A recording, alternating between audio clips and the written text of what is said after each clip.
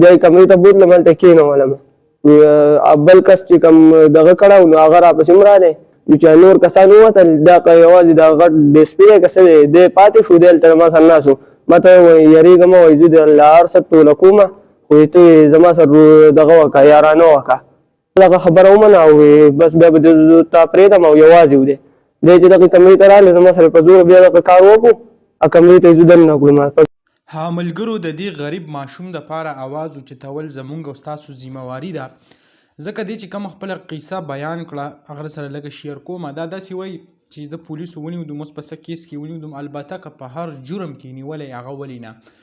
خدای تاڼې ته وایي زه بوتلم نو کم ډي اس پي یا سی چو څوک یاد کو هغې ما ته ویل چې ته ما سره نن شپې داسې غلط کار وکړو، د هغې نه پس چې کم دی بیا به زه ستا دا ټول کم د سیم به چې ستا غلط استعمال شوی دی دې ټوله قصه به وایي زه ختمه کړم.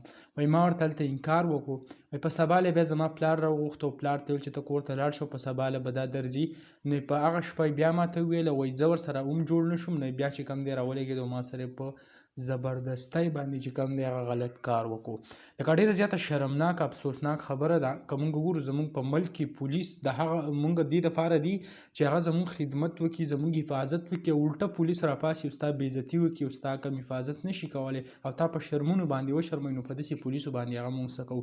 حکومت خیبر پښتونخوا ته دیني علاوه آی جي پي ته وزیر اعلی ته زموږ دا خواست دی چې په دې باندې فوراً یو نوټس والي او دا کم ای سی چو یا ای اس پي څوک چې دي د دې خلاف فوراً کاروایي وکړي.